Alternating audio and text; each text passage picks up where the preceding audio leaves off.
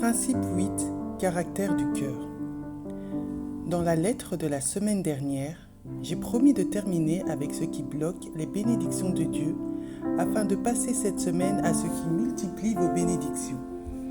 Mais comme le Seigneur le souhaitait, j'ai été submergé par le désir d'en savoir plus sur le Seigneur. Alors nous nous sommes donc arrêtés là.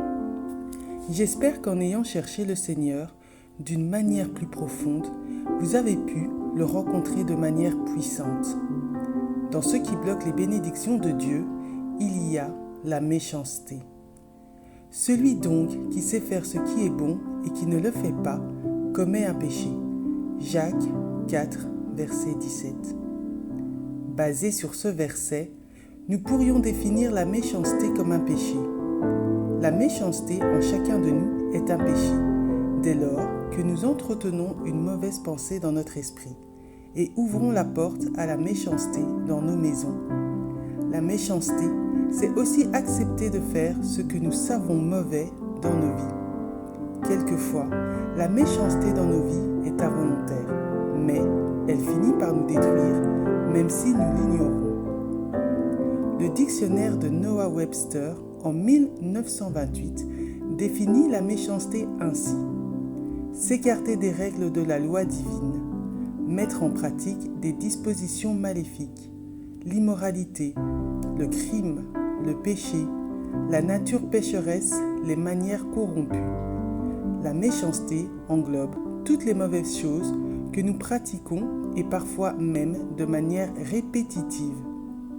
N'oubliez pas combien il est important de ne pas pratiquer le mal ou l'iniquité, à cause de ce que Jésus a dit dans ce verset.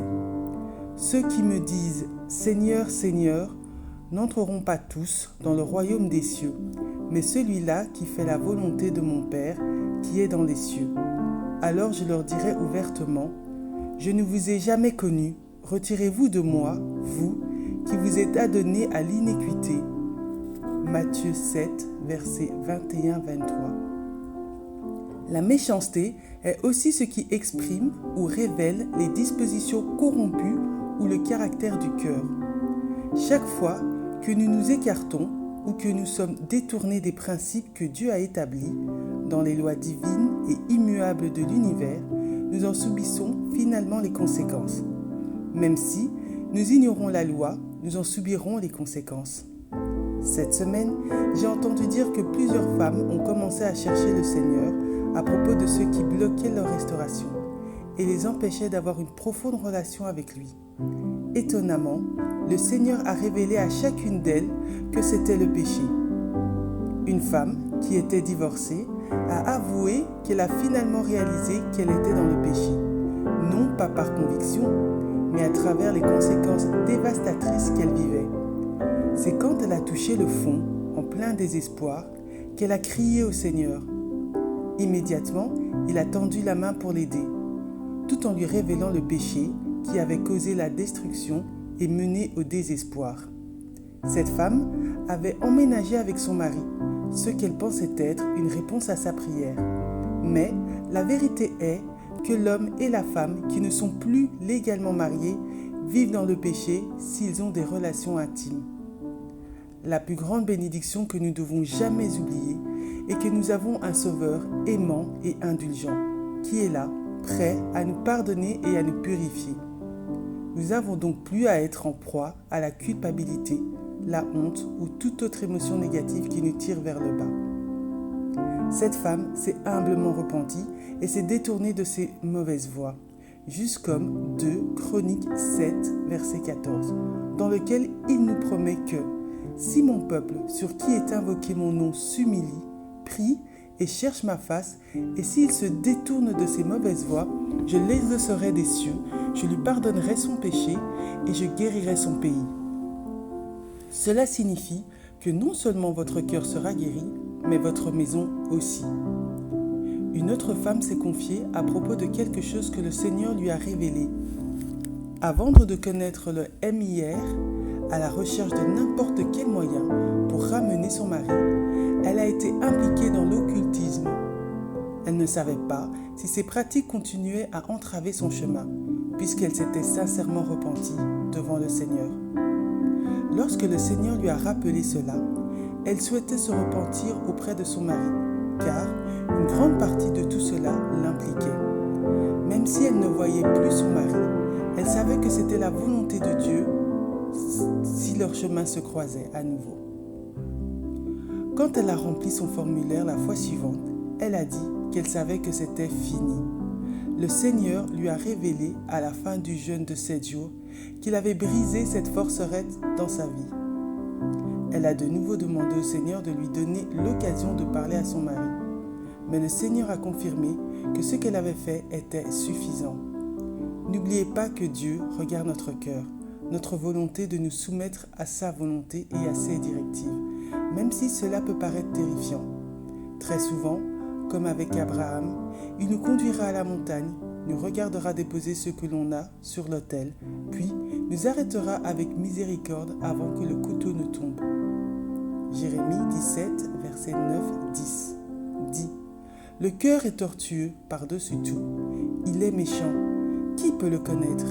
Moi, l'Éternel, j'éprouve le cœur, je sonde les reins, pour rendre à chacun selon ses voies, selon les fruits de ses œuvres. » L'obéissance, peu importe le coût, peu importe combien vous craignez de mettre en pratique ce que Dieu vous demande, révèle nos cœurs. Malheureusement, je connais aussi 2 femmes qui se battent encore avec le fait de faire ce qui est juste. Elles ont toutes les 2 des hommes qui habitent sous leur toit, mais ne semblent pas pouvoir se débarrasser d'eux. Si vous êtes dans une situation similaire ou une situation dans laquelle vous vous sentez piégé, demandez simplement à Dieu quoi faire, puis faites-le. Ne faites pas l'erreur de demander à quelqu'un d'autre. Ne laissez personne savoir quels sont vos plans. Si votre cœur est juste, il vous révélera comment effacer même les pires erreurs que vous avez faites. Souvent, il nous demande d'attendre et de lui faire confiance. Il efface tout sans notre aide. L'une de nos ministres hébergeait son ex-mari dans son sous-sol. Dieu merci, elle lui a demandé de partir dès qu'elle a réalisé que c'était pas correct. Maintenant, elle est une puissante ministre que Dieu utilise dans la vie d'autres personnes vivant des situations similaires.